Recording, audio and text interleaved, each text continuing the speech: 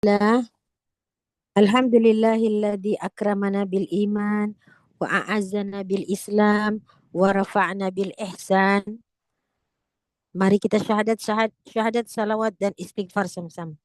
Asyhadu an la ilaha illallah wahdahu la syarika lah wa asyhadu anna Muhammadan abduhu wa rasuluh. Allahumma salli ala sayidina Muhammad wa ala alihi wa sahbihi wa sallim. Allahumma salli ala sayidina Muhammad wa ala alihi wa sahbihi wa sallim. Allahumma salli ala sayidina Muhammadin wa ala alihi wa sahbihi ajma'in. Allahumma anta rabbi la ilaha illa anta khalaqtani wa ana abduka wa ana ala ahdika wa wa'dika mastata'tu a'udzu bika min syarri ma sana'tu abu'u laka bi ni'matika alayya wa abu'u bi dhanbi faghfirli fa innahu la yaghfiru dhunuba illa anta. Subhanaka la ilma lana illa ma 'allamtana innaka antal alimul hakim. Rabbi shrah li sadri wa yassir li amri wahlul 'uqdatam min lisani yafqahu qawli. Allahumma anfa'na bima 'allamtana wa 'allimna ma yanfa'una wa zidna ilma warzuqna fahma. Subhanaka la ilma lana illa ma 'allamtana innaka antal alimul hakim.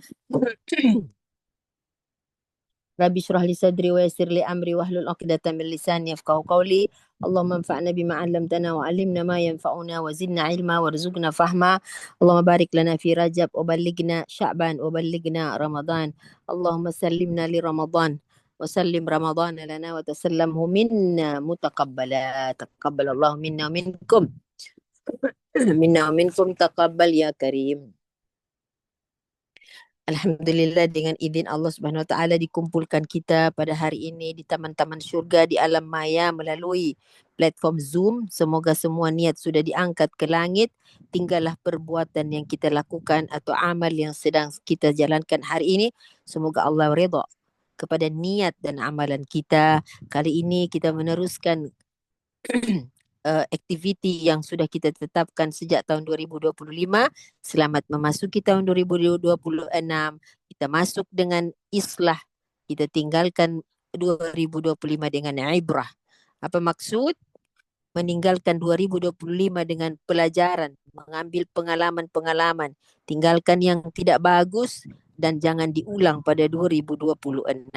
Makanya kita masuk bulan Januari sebagai bulan pertama, kita masuk dengan islah. Ma makna islah? Islah arti dia perbaikan-perbaikan. Semoga dengan niat seperti itu kullu amalina salihat dan kullu amalina makbulin indallah. Amin ya rabbal alamin. Kita akan meneruskan tadabbur kita dengan Baitul Mishkat, tadabbur surah Al-Mulk. Sebagaimana sudah diedarkan posternya, kita sudah berada pada ayat ketiga. Tapi tidak menghampakan orang-orang yang baru masuk hari ini. Saya ulang sedikit lagi tentang tabarak. Tabarak adalah satu ungkapan yang menggambarkan tentang maha suci Allah. Ada dua surah yang dimulakan dengan tabarak, yakni surah Al-Furqan dan surah Al-Mulk.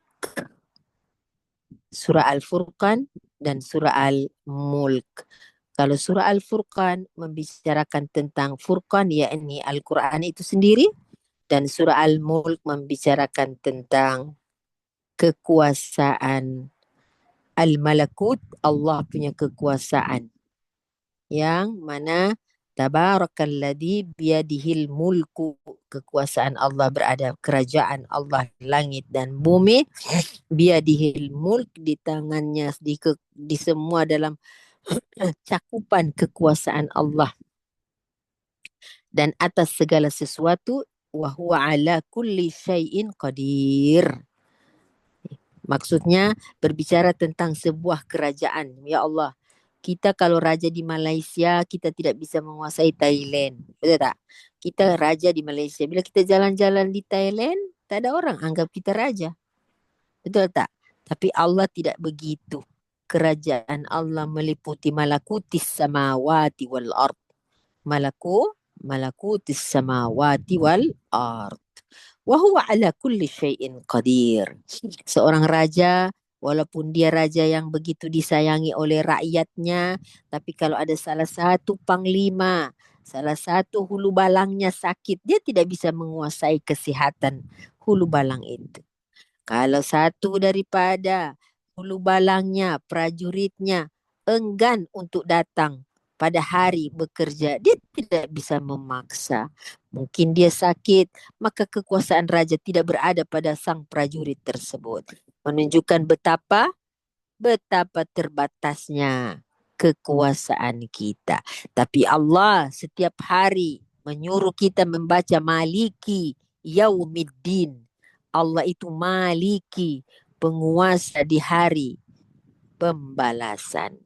Mungkin kerajaan Allah hari ini di dunia tak nampak sangat. Kenapa? Sebab terlalu banyak raja-raja kecil yang sombong dan merasa besar. Sehingga kerajaan Allah macam tak nampak aja. Kan?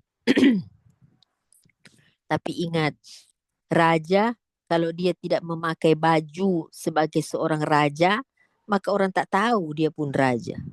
Seorang raja di dunia memerlukan tailor, penjahit. Allah sebagai raja tidak memerlukan siapa-siapa.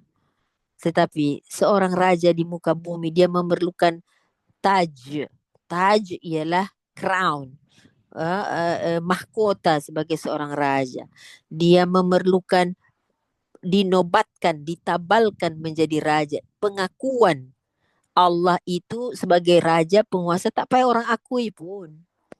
Tak payah orang akui pun. Tapi sesiapa yang tidak mengetahui yang Allah itu raja, maka dialah serugi-rugi manusia. Itulah Allah mengatakan bahwa wahwa ala kulli syai'in qadir. Raja atau penguasa itu dia alladhi khalaqal mauta. Dia menciptakan kematian wal hayata. Dia juga menciptakan kehidupan. Untuk apa kematian dan kehidupan? Untuk sebagai apa? Ujian. Liyabluwakum ayyukum ahsanu amala. Untuk menguji kamu punya hidup. Mana di antara kalian ayyukum ahsanu amala. Mana yang selama hidupnya dia sentiasa memastikan dia menjadi orang yang the best performance. Dia menampilkan sesuatu itu the best. Kalau dia buat sesuatu, dia buat betul-betul, bukan sambil lewah. Dia bukan buat asal-asal jadi. Ya, dia bukan buat tiba masa tiba akal. Dia bukan buat yang penting dah buat dah. Bukan. Orang yang sentiasa melakukan ahsanu amala, dia mementingkan kualiti. Bagaimana tanda-tanda sebuah amalan itu menjadi ahsanu amalan? Ada banyak tanda. Salah satunya, bila kita mau tahu amalan kita itu terbaik, the best ialah apa? Apa tanya? Amalan itu beranak pinak. Amalan itu tidak stop di sini. Terus turun menurun, terus tular menular. Ahsanu amala. Artinya amalan itu tidak bernapas pendek, tapi amalan itu bernapas panjang. Barangkali dia mencapai ya mungkin 7 turunan. Gitulah istilah 7 turunan itu maksudnya turun temurun. Ya kan? Dia menciptakan satu legasi di muka bumi. Oke? Yang kedua, salah satu ciri-ciri tanda ahsanu amala, amalan itu adalah dipeguna pakai oleh ramai orang. Kukuh. Amalan itu kukuh di muka bumi, tidak mudah tergantikan, tidak mudah tergoyahkan, tidak mudah dirobohkan. Itu ahsanu amalah. Salah satunya kita lihatlah macam mana para ulama menulis kitab-kitab yang sejak dia tulis sampai hari ini orang pakai terus. Siapa yang bisa menggantikan kitab Imam Syafi'i? Tak ada kan? Tak ada, sudah 1000 lebih tahun. Siapa bisa menggantikan kita Al-Ghazali? Oh, kitab Al-Ghazali sekarang udah expire. Tak ada. Bahkan belum terbahas lagi. Masya Allah. Coba hitung berapa umur-umur kitab-kitab Ihya Ulumuddin, kitab Coba. Ah, coba kita hitung berapa umurnya sejak ditulis. Kitab Imam Nawawi, Riyadus Salihin, Subulus Salam, Bulughul Maram. Banyak kita kita ulama yang terdahulu itu umur sebuah kitab itu sudah ribuan tahun. Itu salah satu dari ahsanu amala, diguna pakai oleh seluruh pelosok dunia. Masya Allah. Dan dia memberikan manfaat yang luar biasa. Di setiap kita itu ada cahaya terang, ya, ada cahaya terang yang membawa kepada Allah. Ingat, tidak semua cahaya berasal dari Tuhan. Tidak semua cahaya berasal dari Tuhan. Tetapi apa saja yang mendekatkan kepada Tuhan namanya cahaya. Itu bisa jadi cahaya. Jadi ahsanu amala tidak menyibukkan diri dengan uh, uh, uh, banyak dan hilang. Tapi tumpuannya pada sedikit tapi istiqomah. Itu amalan yang ahsanu amalan. Wahuwal azizul ghafur. Tuhan yang maha memiliki kerajaan langit dan bumi itu sifatnya al-aziz. Al-aziz, maha perkasa, maha hebat. Tapi aziznya Allah itu mudah untuk didekati karena dia memiliki al-ghafur. Sifat yang satu lagi yaitu sangat-sangat pemaaf. Sangat-sangat bersedia untuk mengampunkan salah dan silap manusia. Itulah Allah yang menciptakan kematian dan kehidupan. Mengapa kematian disebut dahulu, kemudian baru disebut kehidupan? Sebab Allah ingin menjadikan kematian itu sebagai suatu motivasi hidup.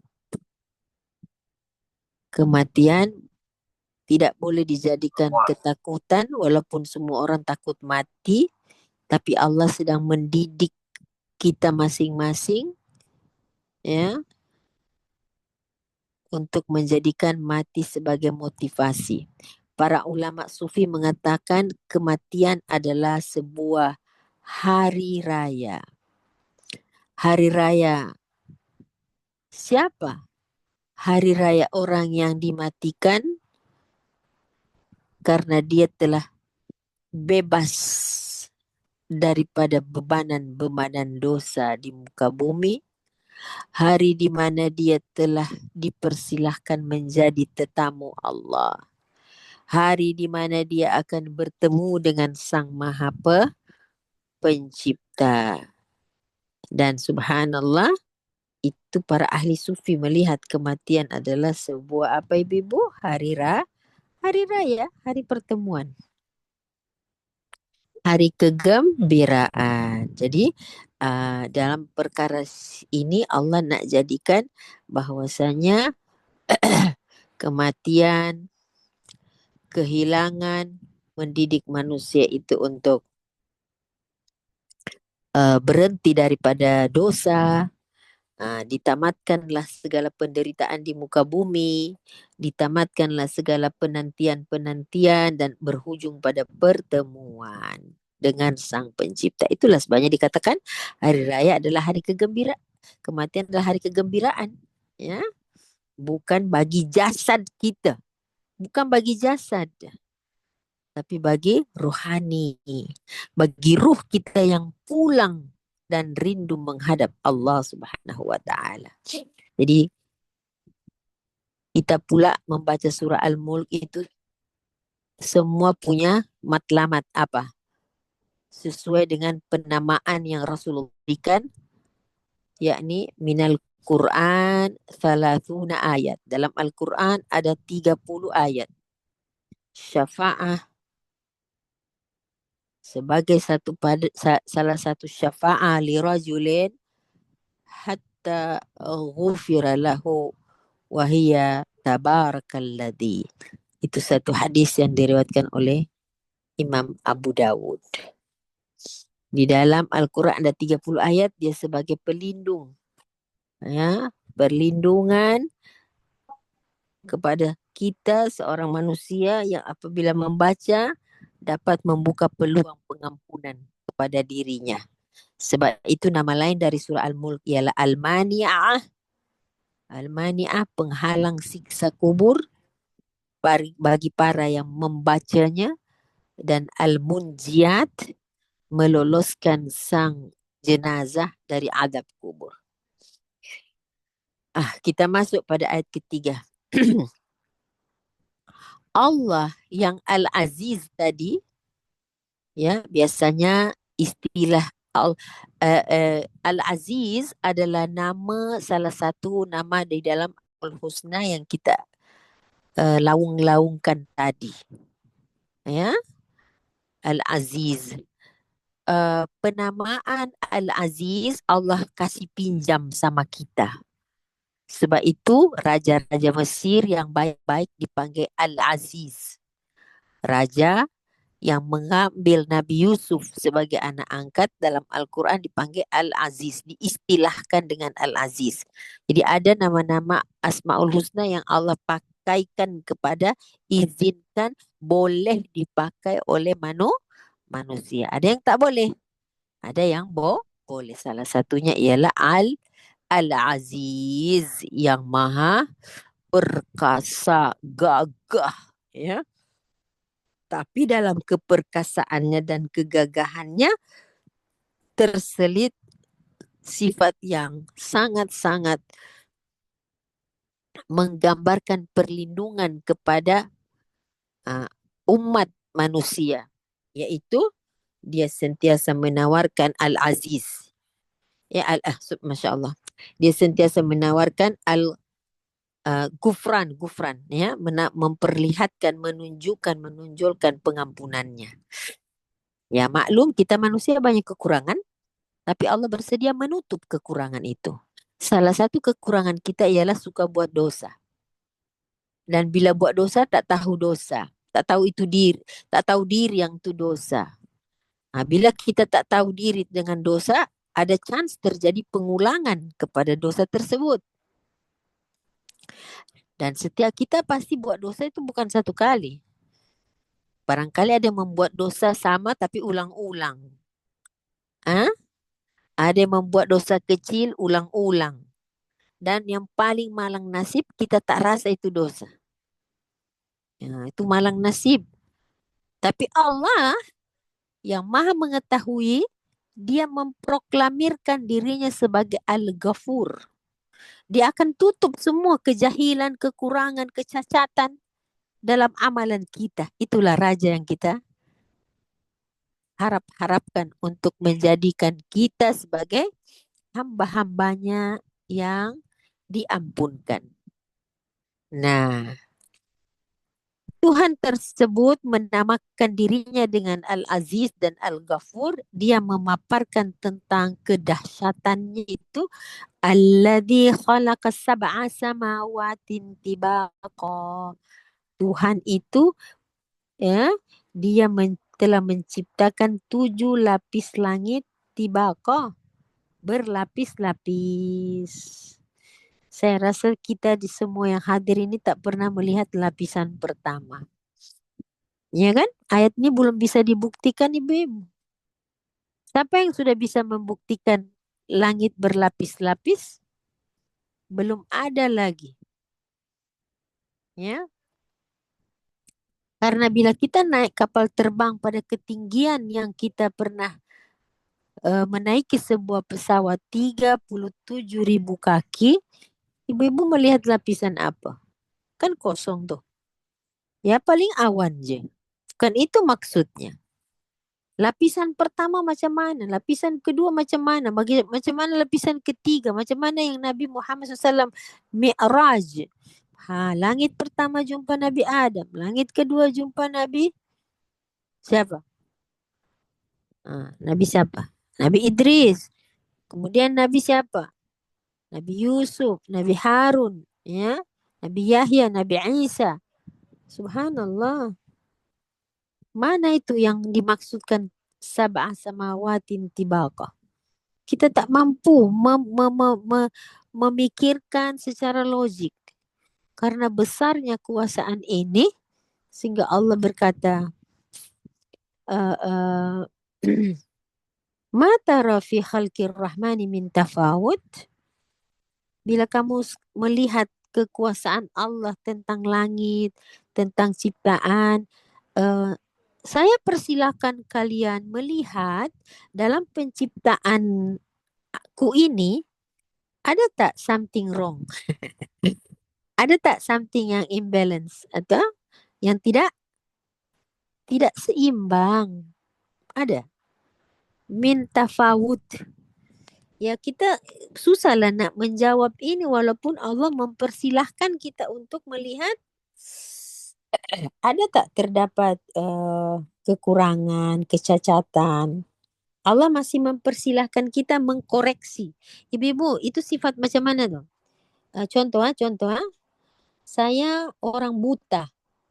Kak Manja buat kek. Kan? Lepas tu Kak Manja kata, ada tak kekurangan dalam kek saya ni? Artinya Kak Manja bukan sedang menghina saya yang buta. Mungkin dari segi rasa. Ya kan?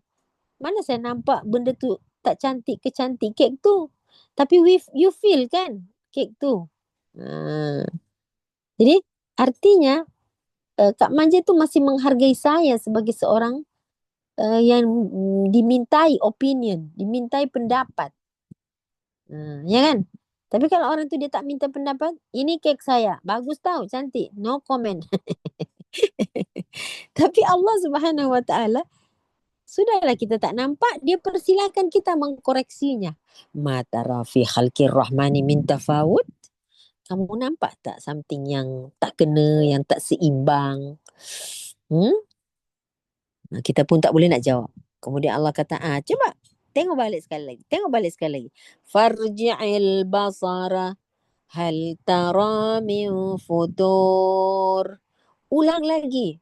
Adakan pengamatan berkali-kali. Bila Allah mencabar ini, berarti sudah 2 kali. Ada tak tafawut, ketidakseimbangan? Adakah sesuatu yang futur? Ada tak? Okey. Jadi Ibu, kita perlu berpikir. Nah, Allah suruh koreksi dia. Kita di mana nak koreksi ini ya? Bagaimana Kak Anja? Apa yang nak dikoreksi itu? Dengan mata yang kecil nih. Dengan akal yang sempit. Tapi Allah menghargai kita, betul tak? Allah menghargai kita. Itulah Allah yang Al-Aziz Al-Ghafur tu. Itulah Allah yang Maha Al-Aziz, yang dahsyatnya. Macam seorang raja. Coba you correct me if I'm wrong. Wow. Hebat tak raja macam itu? Ada raja yang tak boleh correct walaupun salah. Ya. Subhanallah. Okay, daripada ayat 3 dan 4, ulama mengambil kesimpulan bahawa ketika Allah menyuruh kita mengkoreksinya, itu bukan 2 kali suruh, tapi 4 kali suruh. 4 kali suruh sebab pada ayat keempat, Allah berkata, Tsummarji'il basara, ada perkataan karrataini. Jadi kalau kita jumpa berapa kali tu? Kemudian pandanglah sekali lagi. Niscaya pandanganmu akan kembali kepadamu dalam keadaan kamu memang tidak akan menemukan. Ulangi lagi sekali. Jadi pertama, ma tara fi khalqi rahman min tafawut, farji'il basara hal tara min futur, thumma rji'il basara karrataini. Ulangi lagi sekali lagi. Bukan 3 kali ya. Pengulangan ketiga dan keempat itu ada berbentuk karrataini. Kak Manja perasan tak? 4 kali suruhan di sini. 4 kali loh. Bukan 3 kali. Perasan Ustazah, yang pertama tadi 4 kali Allah suruh ulang.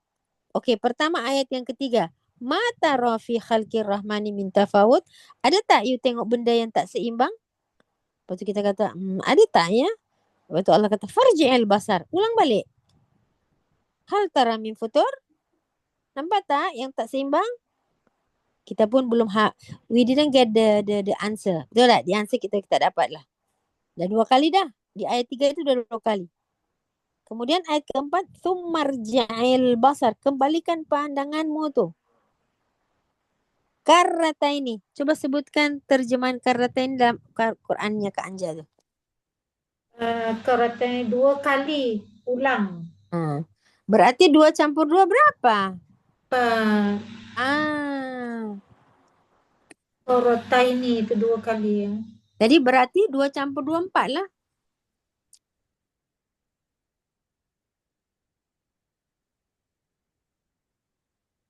Silakan mencari tafawut. Silakan mencari futur. Ya Allah, dengan kekerdilan ilmu, kesempitan akal, kelemahan fizikal, Allah suruh kita cari keagungan ciptaan ini. Coba kamu perhatikan. Ada yang tak kena, ada yang seimbang tak? Tafawut mengandung masalah sistem keseluruhan, ibu-ibu ya. Ada tak masalah pada sistem secara keseluruhan? Mungkin kiri kanan tak sama, mungkin terjadi percanggahan, tidak serasi, tidak seimbang. Kemudian Allah ulang balik dekat sini. Mungkin ada ibu-ibu, kita kan tidak mengamati hukum simbiosis. Ya, biasa kita pernah belajar dulu kan. Simbiosis tumbuh-tumbuhan, hewan, alam, ya. Sebab itu kan kita pun biasanya bagi orang-orang tertentu, kenapa terjadi banjir merata-rata? Itulah kamu tebang hutan. Yang tak belajar, apa kena mengena banjir dengan hutan? Ini orang yang tak belajar. Banjir ya banjir, hutan ya hutan. Dia tidak tahu fungsi-fungsi daripada hutan yang Allah ciptakan, tumbuh-tumbuhan, ya. Jangan memotong sembarang. Kalau kamu berperang, perang je, tapi jangan hancurkan tumbuh-tumbuhan, kata Rasulullah.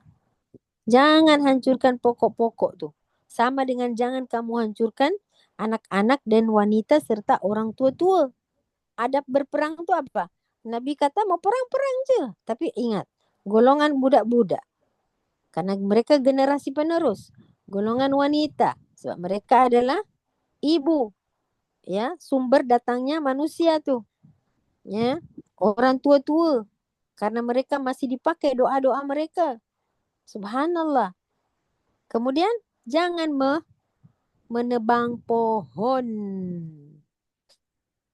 Jadi macam sama je manusia punya nyawa dengan nyawa pohon tu. Subhanallah. Ya. Yang kita ni berbangga kalau gedung-gedung, bangunan-bangunan yang tinggi. Padahal kita sudah melakukan satu penganiayaan terhadap alam kita. Jadi Allah kata, coba lihat. Ada tak yang aku cipta ni tak kena? Terjadi erosi ya, bahaya erosi di mana-mana. Kemudian bila Allah katakan sekali lagi hal tara min futur, ada tak masalah futur ini dia lebih kecil daripada tafawut. Kalau misalnya tak seimbang itu tafawut, tapi kalau futur ni ada tak something wrong pada sesuatu? Contoh, Kak Manja tengok pohon beringin, buahnya kecil-kecil. Kan? Itu kita bilang, apa pohon ini besar sangat, buahnya kecil je. Secara logik kita pokok besar, buah besar lah. Tapi ketika kita melihat buah tembikai, alahai buah tembikai ini di bawah aja kan? Betul tak? Merayap di bawah saja kan? Buah tembikai itu kan manja, pohonnya kecil ke besar? Kecil je, melata je. Tapi buahnya besar-besar. Ah, kamu lihat tak di situ tafawut? Kamu pergi koreksi kalau ada futur kat situ. Akhirnya pada satu hari Kak Manja berteduh di pokok beringin. Angin kencang, jatuhlah buah-buah beringin. Di situ Kak Manja kata, "Hui, untunglah pokok besar buah kecil. Coba kalau pokok besar buah besar." Dah pecah dah kepala tu. Allahu Akbar walillahilham. Subhanallah. Jadi Allah cabar itu futur. Coba koreksi yang paling kecil lagi, paling kecil lagi. Paling kecil lagi. Lagi detail. Cari. Kemudian Allah sendiri berkata, ilaikal basaru. Nanti semua terbalik-balik ke mata kamu, penglihatan kamu. Khasi'ah. Macam kamu tak jumpa sesuatu pun. Khasi'ah apa di situ? Penat ke apa? Kanja Bukan punya dalam kalau di sini khasian hampa atau tunduk. hampa. Kamu tak jumpa apa pun. Dah lah Hmm. tak nampak, memanglah tak jumpa. Ya, wahuwa hasir. Dan kamu dalam keadaan penat, lelah, payah mencari itu. Lemah lesu. Cari je. Cari kat mana? Nampak pun lapisan langit pertama? Tidak. Okey, kalau gitu cari yang depan mata ni. Cari depan mata kita. Macam tadilah pokok beringin sama pokok tembikai. Okey, saya ingin mendetailkan tentang futur, yakni satu syarikat iklan, papan iklan. Satu syarikat papan iklan memasang dia punya iklan besar dekat tepi jalan. Di samping papan iklan itu ada sebuah apa ya? Perkebunan buah-buahan. Ya. Syarikat perkebunan itu setiap tahun memetik, ya, panen, harvest, tuai hasil yang sama, tidak pernah terjadi kemerosotan, hasilnya tetap saja setiap tahun lebih kurang. Kalau tahun kemarin 100 tan, tahun tahun berdepan 100 tan, mungkin 90 mungkin. Tapi pada kali ini kemerosotan terjadi begitu drastik sekali.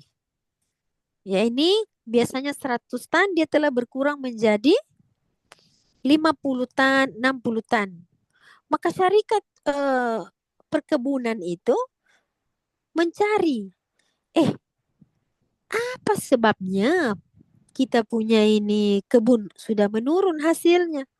Sedangkan pengurusan air, pengairan, pembajaan, semua cukup. Matahari, musim panas dan lain semua tidak ada benda yang hama, tak ada penyakit pada tumbuhan, tidak ada perawatan cukup, tenaga pengairan semua cukup. Apa yang menyebabkan? Dicari sebulan, 2 bulan, 3 bulan tak jumpa. Rupa-rupanya mereka telah melihat, mengagak dulu ya. Oh, sejak ada papan iklan di sini, nampak gayanya hasil perkebunan kita menurun. Kalaulah Kak Manja yang punya syarikat papan iklan, saya saman Kak Manja. Kak Manja muncak angin. Apa kena mengena papan iklan dengan tumbuh-tumbuhan saya dan kamu itu? Saya kata, ya. Gara-gara you meletakkan papan iklan di situ, malam-malam patutnya tanaman ini tidur. Tapi karena papan iklan itu penuh dengan lampu, maka terganggulah waktu tidur tanaman saya, sehingga walaupun saya meletakkan kecukupan dari perawatan ya tumbuh-tumbuhan ini, tapi hasilnya merosot. Agak-agak Kak Anja boleh terima tak? Kak Anja Tak boleh. Tak logik lah kita yes, rasa. tak logik. Kita rasa tak logik. Tapi setelah diteliti dan diteliti, subhanallah, ya, tanaman itu terkena radiasi cahaya. Ya, radiasi cahaya. Radiasi pancaran. Sepatutnya semua malam itu semua kena rehat, itu tak? Tidur. Tapi kalau ibu-ibu buka lampu, tak boleh tidur. Maka surah Al-An'am boleh tolong menjawab soalan tersebut. Surah Al-An'am ayat 1. Surah Al-An'am ayat 1 cukup simple menjawab soalan tersebut. Kenapa terjadi kemerosotan dalam penghasilan tumbuh-tumbuhan atau buah-buahan tersebut? Oke, silakan baca Kanja. Ayat 1. Okay. Bismillahirrahmanirrahim.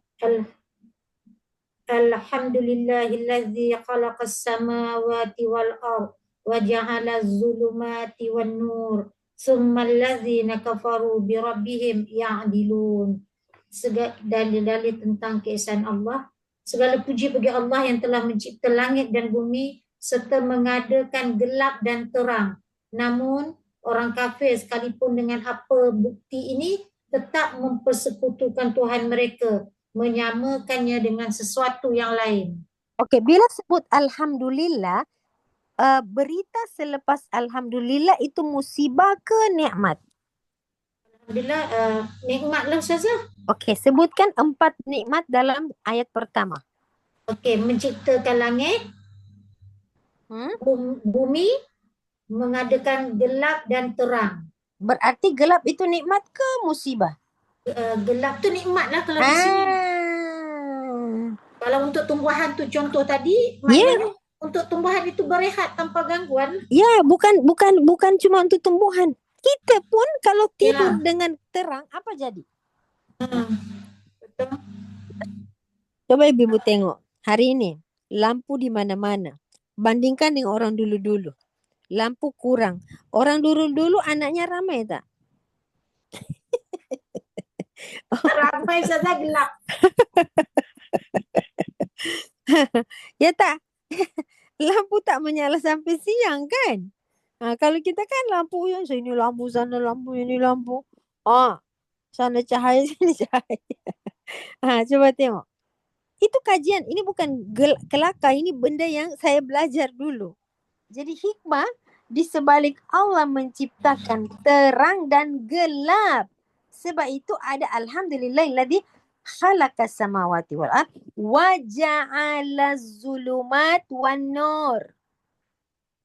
Segala puji bagi Allah yang menjadikan gelap dan terang. Masya Allah. Ya pasti kalau kita tak belajar, kita kata, takkanlah gelap nak cakap alhamdulillah. Ya memang. Ya, itu hikmahnya kita belajar tadabbur.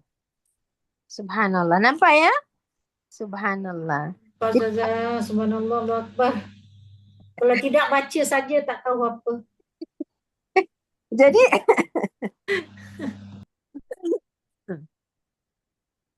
jadi Allah Akbar. Jadi Allah bukan menciptakan kegelapan itu bukan sekedar tiadanya cahaya. Tapi gelap tu ada fungsi. Gelap tu bukan cacat. Gelap itu bukan futur. Gelap tu bukan tafawud. Ya. Sebab nilai kegelapan itu dilihat pada nilai kecahayaan tadi. Subhanallah ya. Kenapa Allah jadikan gelap? Sebab kita disuruh rehat. Makanya Allah kata Allah menjadikan malam sebagai Libas, pakaian pelindung. Ya. Kalau tidak ada kegelapan, kita tidur. Tengok hari ini terdapat radiasi cahaya pada tubuh kita. Hormon-hormon yang sepatutnya tidur, dia tak tidur. Dia berkembang. Jadilah sel-sel kanser yang hari ini diperbincangkan. Subhanallahil azim. Ya.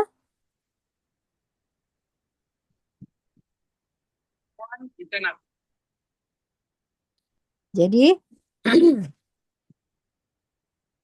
hikmah adanya zulumat tadi. Dalam maksudnya cahaya. Jadi Allah Subhanahu Wa Taala, ini saya memberi contoh saja tentang sesuatu yang Allah suruh cari yang sekecil-kecilnya. Akhirnya bayarlah saman. Oh, bila secara saintifik dibuktikan ini dan itu, akhirnya bersedialah syarikat iklan membayar denda kepada syarikat perkebunan tadi. Karena apa? Terbantut pertumbuhan atau penghasilan daripada buah-buahan tadi atau hasil bumi daripada tumbuh-tumbuhan atau perkebunan tadi. Ya, Masya Allah. Ini di mana terjadinya ini Ustazah? Jepun. Di Jepun. Okay? Jadi, Maha Suci Engkau ya Allah, tabaraka. Tabarakallah, fatabarakallah ahsanul khaliqin. Maha Suci Allah dengan segala ciptaannya. Jadi tidak ada tafawut, tidak ada futur yang lebih kecil dari tafawut.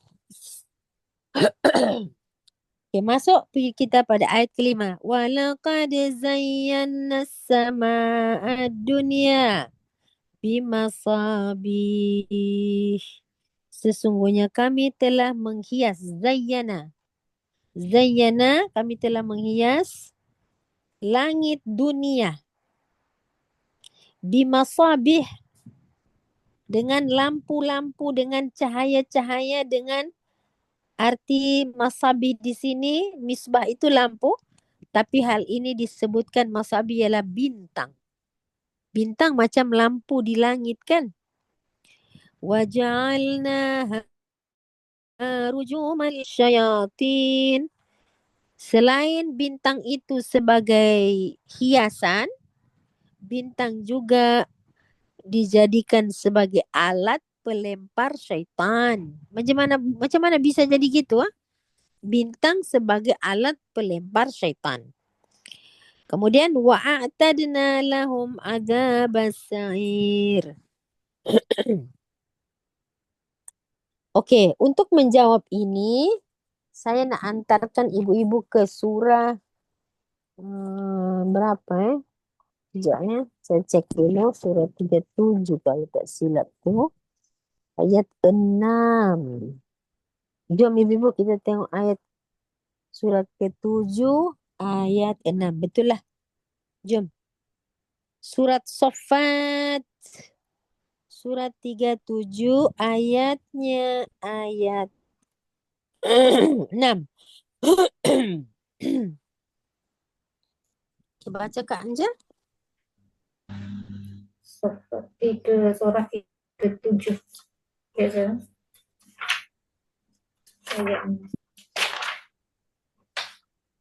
Bismillahirrahmanirrahim. Ayat 6. Inna zayyana as-samaa'a ad-dunya bizinatil kawakib. Sesungguhnya kami telah menghiasi langit yang dekat, ini pada penglihatan penduduk bumi dengan hiasan planet-planet, yakni dan bintang-bintang. Nampak? Inna zayyana sama'a dunya bizinatil kawakib. Kami itu menghias langit. Kenapa disebut yang terdekat? Sama'a dunya. Maksudnya disebut dekat sebab di sini, di dunia.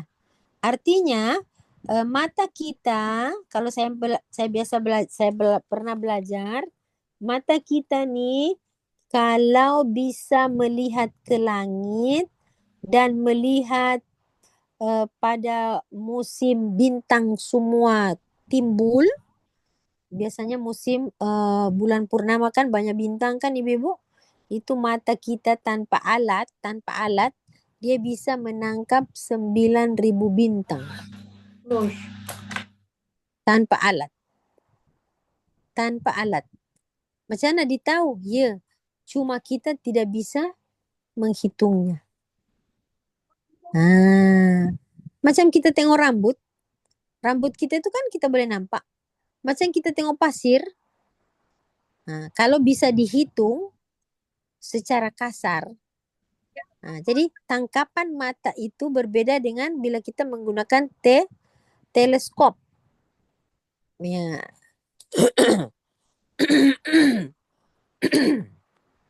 Berbeda kan kalau kita pergi naik dekat pusat sains sana ke itu menara KL kah, kita boleh melihat, ya. Ya, ada teleskop di dunia yang kita boleh gunakan.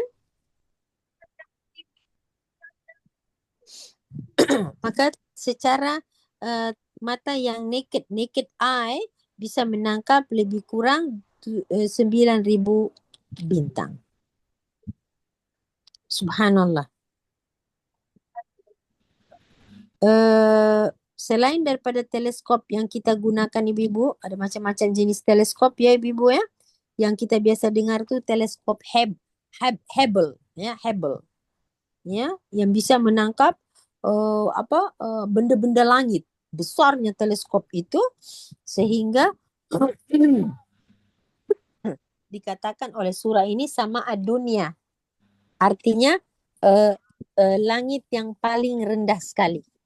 Lapisan pertama mata kamu melihat bintang-bintang itu menjadi hiasan pada langit yang rendah.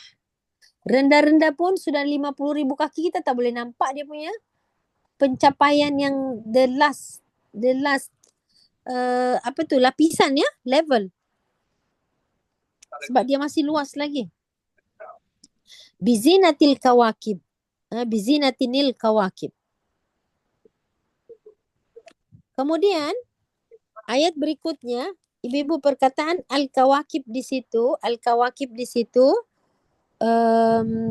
diartikan planet.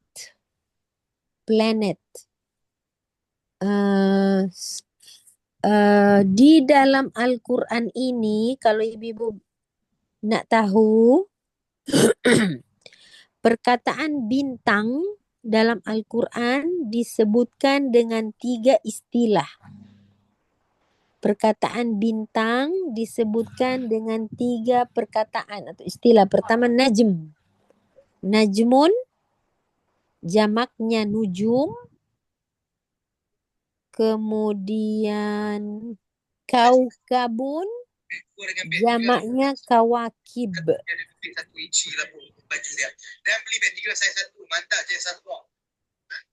Kak Anja, tak tutup suara. Oh ya, kejap ya sudah. Oh, kejap. Ada. Apalagi satu? Buruj. Ada 3 perkataan di dalam Quran yang mana kita punya bahasa mengartikannya dengan bintang. Tapi benda tu berbeda. Yang pertama apa? Najmun. Yang cemun. Atau nujum. Najmun, kaukab. Kaukab. Kaukab jamaknya kawakib. Dan burj. Burj atau buruj. Ya. Najmun atau kita biasa sebut nujum. Ada surah An-Najm kan?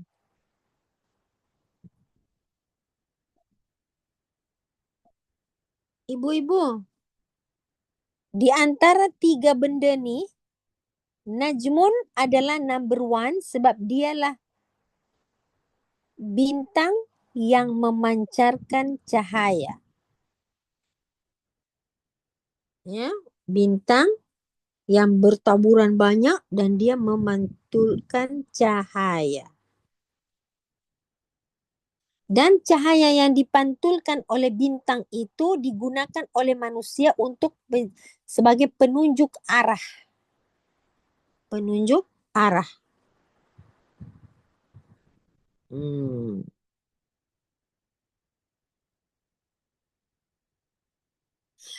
Ibu-ibu, kaukab itu biasa diartikan dengan planet. Planet Saturnus, Uranus, Merkurius, Jupiter, Pluto, biasanya diartikan satellite.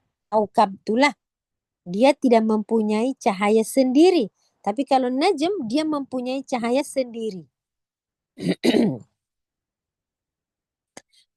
Tapi kaukab dia tidak mempunyai cahaya sendiri, tapi dia menerima cahaya. Pantulan cahaya. Berbeda ya?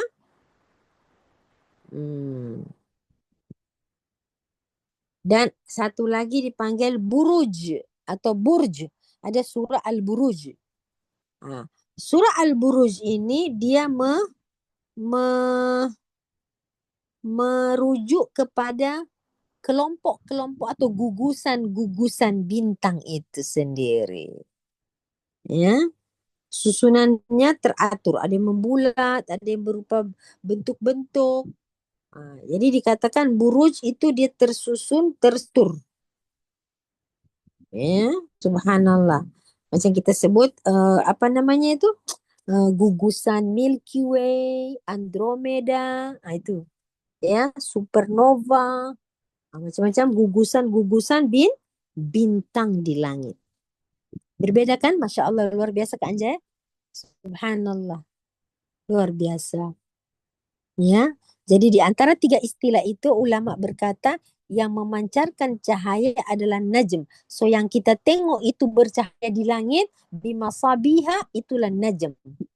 Jadi seolah-olah seperti lampu. Itulah najm. Kelihatan bersinar di langit. Subhanallah ya. Saya lanjutkan dulu dengan satu ayat berikutnya pada ayat yang ke-7. Selain daripada kaukab adalah hiasan-hiasan di langit, maka cahaya-cahaya itu juga hifdhan min kulli syaitanin marid. Allah menjadikan waja'alnaha rujuman lisyayatin. Maksudnya ada koneksi antara ayat ini dengan ayat 6 dengan ayat tadi tuh. Apa tuh surah Al-Mulk tadi. Di mana Allah menjadikan langit itu benar-benar terpelihara ibu-ibu dengan bintang-bintang tadi, maka langit itu dipelihara. Dipelihara bagaimana? Hifzan min kulli syaitanim marid. Memangnya kenapa langit itu harus dipelihara? Sebab sebelum Al-Quran turun, syaitan-syaitan, jin-jin, mereka ada tempat-tempat duduk di langit. Kenapa mereka duduk di situ, Ustazah? Mencuri berita-berita. Untuk apa mereka curi? Disampaikan kepada para ahli-ahli nujum. Baca ayat 8, ayat 7 Kak Manja. Wahidhan min kulli syaitanin marid, terjemahannya, dan kami memelihara langit itu dengan sebaik-baik kawalan daripada setiap syaitan yang derhaka. Turun lagi ayat 8. La yasma'una ilal mala'il a'la wa yuqdhafuna min kulli janib. Dengan itu mereka tidak dapat mencuri dengar percakapan malaikat dan mereka pula direjam dengan api dari segala arah. Duhuran. Untuk Untuk untuk pengusiran, mengusiran mengusir. mereka. Ayat 9. Ayat 9. Duhuran, Mengusir. duhuran walahum azabun Wasib. wasib. Wasib. Wasib. Okey, untuk Untuk mengusir mereka, mereka pula beroleh azab yang kekal. illa man khatifal khatfata fa'atba'ahu shihabun thaqib. Akan tetapi Sesiapa dari kalangan syaitan-syaitan itu yang mencuri dengar mana-mana percakapan malaikat, maka ia diburu dengan rejaman meteor, iaitu tahi bintang yang membakarnya. Masya Allah. Itu semua kita tak tahu. Itu hanya kita dengar daripada apa yang diberitakan oleh langit. Ibu-ibu, saya pernah belajar tentang bintang ini adalah satu benda langit yang sangat panas. Jangan tengok cantiknya dia, cahayanya dia.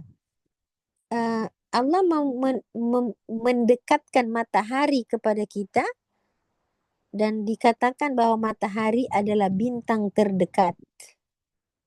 Kalau ibu-ibu nak Tuhan dekatkan bintang tu, lihat saja matahari. Sebab itu matahari adalah bintang yang terdekat. Ya. Subhanallah. Ya, salah satu bintang yang didekatkan oleh Allah itulah matahari. Coba bayangkan kalau semua bintang itu Allah dekatkan. Apa jadi agak-agak bumi ini Kak Anja? Sedangkan baru satu bintang aja. Kalau sudah panas, Jadi subhanallah jarak antara bumi dengan matahari itu 150 juta kilometer. Tapi dia punya panas tuh, subhanallah, dikatakan menempuh bertahun cahaya. Itu matahari yang kita bisa lihat itu 150 juta kilometer. Dan semua bintang yang kita dilihat di malam hari itu adalah kalau didekatkan tuh seperti matahari. Bayangkan panasnya itu. Jadi diperlukan berapa ya? Saya lupa 300 ribu heat kepanasan matahari yang ada sekarang ini untuk menggambarkan kepanasan bintang-bintang yang jauh itu. Subhanallahil azim. Ya, jadi Bibu terlalu kerdil kita untuk membicarakan tentang atmosfer alam semesta, ya. Kenapa Al-Quran tidak menggunakan najm untuk matahari itu kenapa? Ya sebab najm adalah bintang yang bertaburan Ustazah kata tadi itu. Dan dia berada dalam keadaan jauh.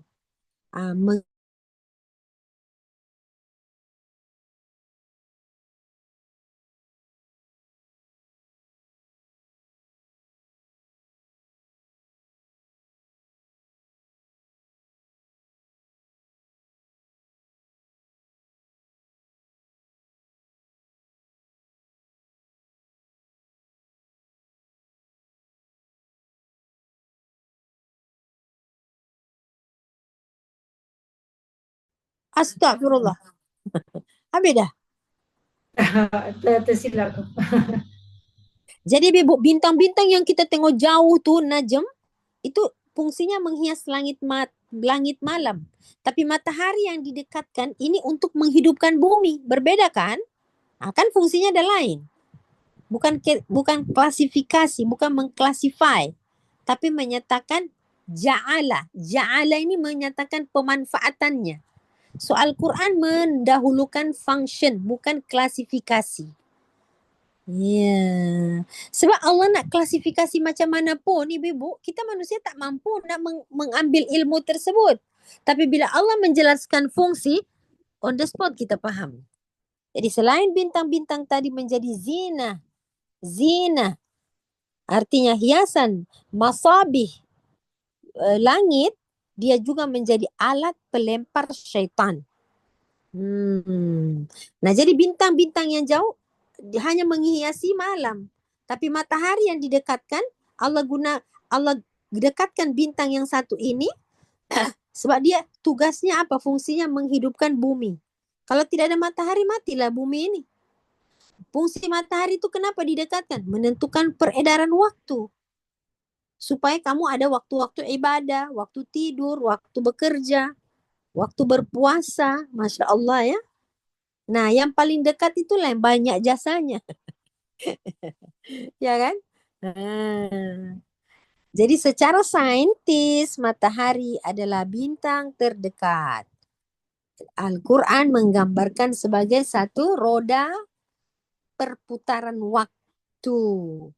Ya, sebagai cahaya kehidupan. Ya, subhanallahil azim, masya Allah. Hari ini kita mendapat dua perkara. Yang pertama tadi bintang sebagai hiasan langit dan bintang juga sebagai alat pelempar syaitan.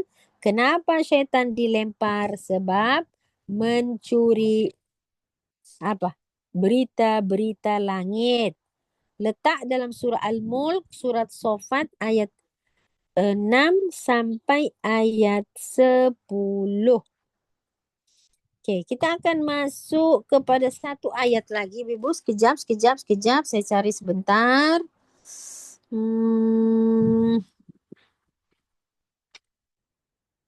Okey. Surah 16 ayat 16. Surah 16 ayat 16.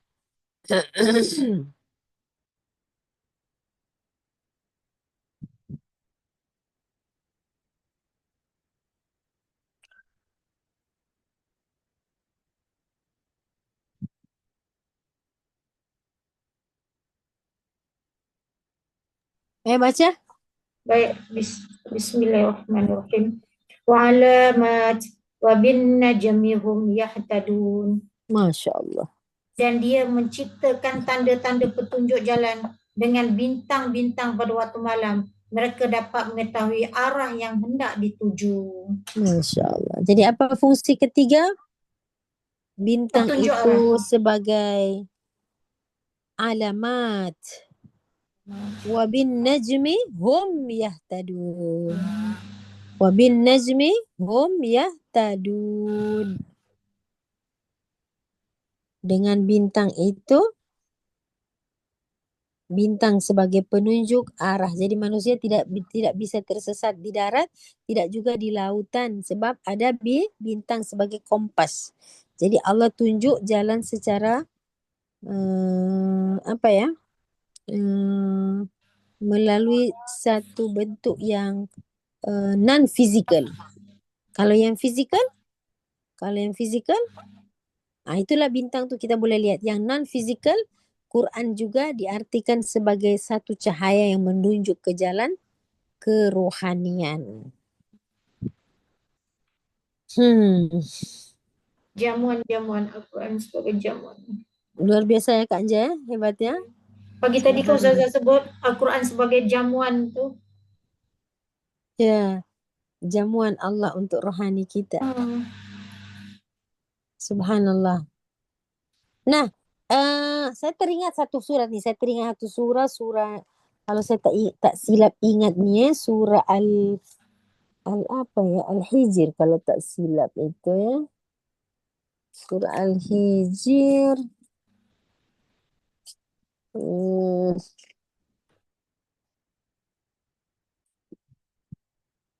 Bukan. Surah As-Saffat tadi. Okay, betul. Surah Al-Hijr. Okay, jom. Masuk. Ayat 16 surah Al-Hijr. 11 surah An-Nahl. 15, 16. Okay. A'udzu billahi minasyaitonir rajim. Surah 15, surah yang berada di belakang surah An-Nahl tadi. Ayat 16. Okey, coba baca di atasnya ada tajuk apa Kak Anja?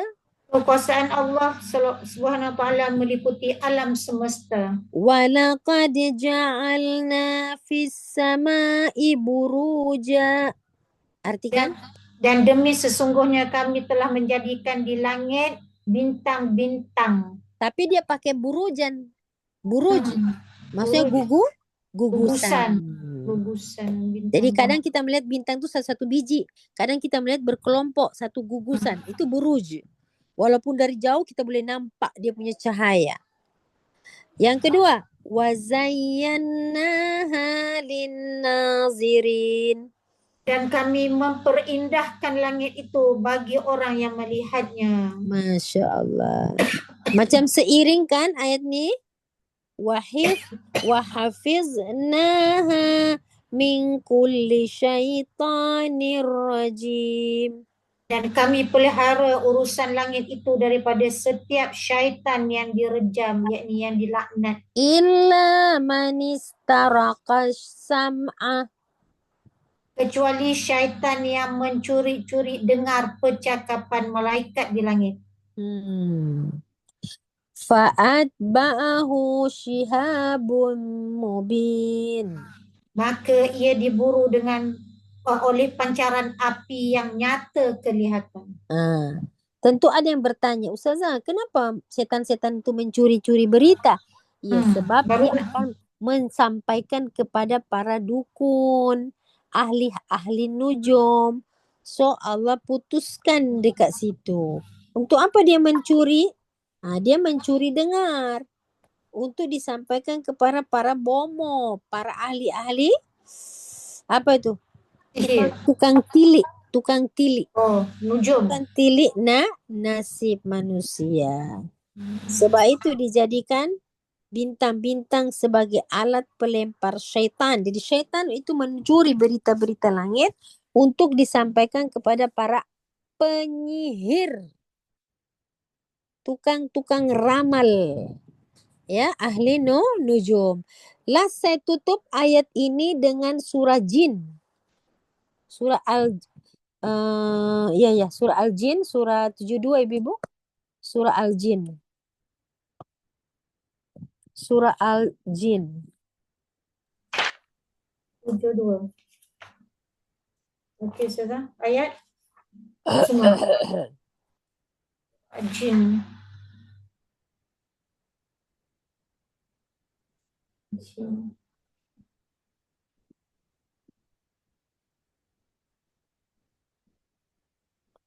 Tunggu. Okey. Ayat 8. 8 coba. Ayat 8. Ya, ayat 8. Bismillahirrahmanirrahim. Wa anna lamasna as-samaa'a fawajadnaha muli'at harasan syadidan wa syuhuba. Dan sesungguhnya kami telah berusaha mencari berita di langit, lalu kami dapati langit itu dipenuhi dengan pegawai-pegawai yang sangat kuat kawalannya dan dengan rejaman-rejaman api yang menyala.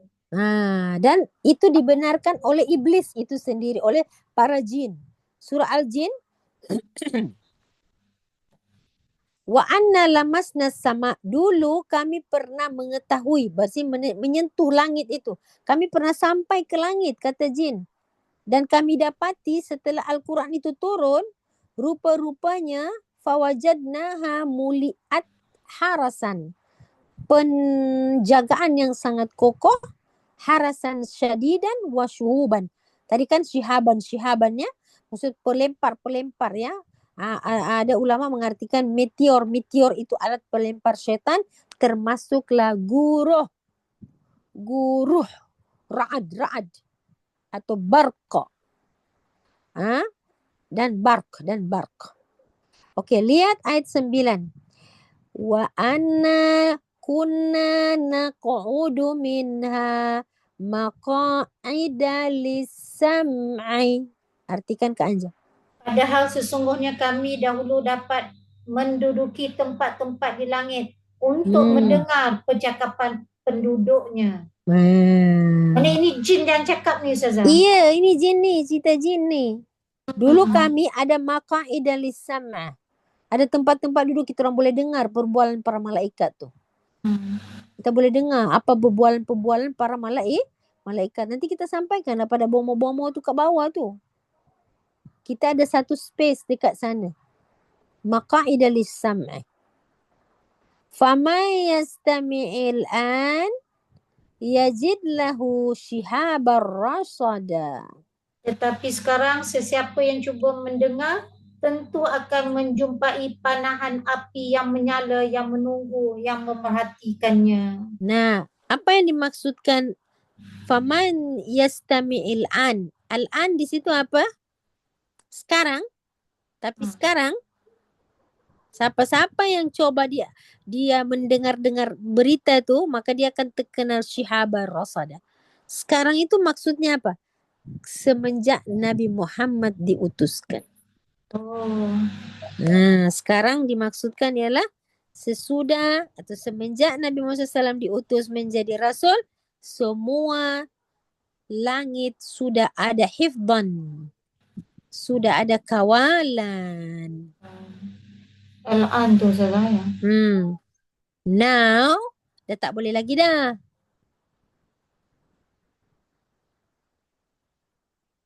Nanti bacalah surah Al-Jin ni macam mana jin membongkar rahasia mereka. Ya. Jadi orang Islam ini percaya kepada jin sebab Al-Quran ni menceritakan tentang kumpulan jin yang hidup itu. Bukan sesuatu yang mustahil.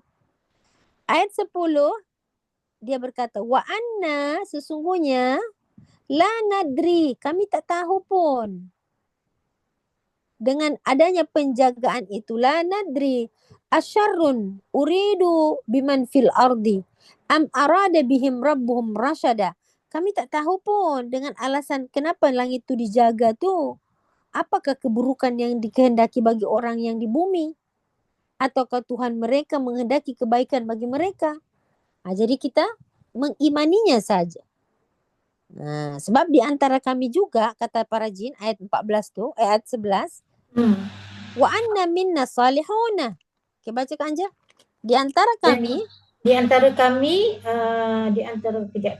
Dan di antara kami golongan yang ada golongan yang soleh, di antara kami juga wa minna duna dhalik. yang tidak sedemikian, mana yang tidak soleh lah. Ya, wa kunna taraika qidada. Kami masing-masing menempuh jalan dan cara yang berlainan. Nah, di sini kita dapat tahu jin ada yang soleh, ada yang tidak. Ustazah, yang ada kata jin Islam, jin kafir tu macam mana Ustazah? Itulah dia. Ada yang soleh, Okay. ada yang tidak. Nah, itu dia punya keterangan. Aduh. Demikianlah pengajian hari ini. Masya Allah. Ya. So, tolong disusun dengan cantik.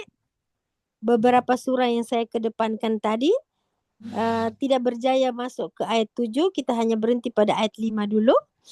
Bahwasanya kita sedang membongkar tentang bagaimana dahsyatnya penciptaan langit dengan bintang-bintang sebagai cahaya dan juga sebagai penunjuk arah dan juga sebagai alat pelempar syaitan. Kenapa syaitan dilempar? Rujuklah kepada surah Sofat, surah Al-Hijr, surah Jin tadi. Surah Al-Hijr. Ya.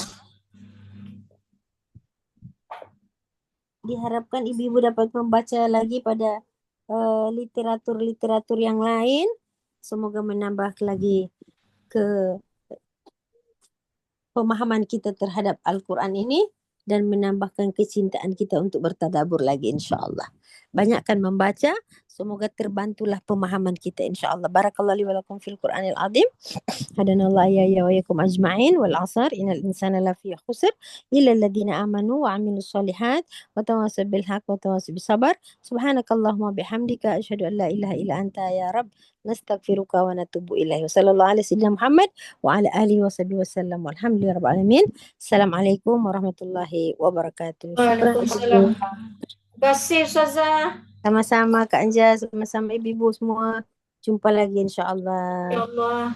Alhamdulillah. Terima kasih semua. InsyaAllah. Jumpa lagi. Bulan hadapan minggu pertama ya. Syukran Ustazah, syukran Kak Manja.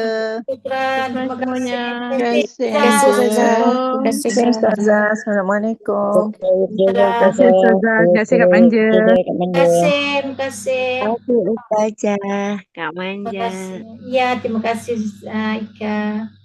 Terima kasih Aliza.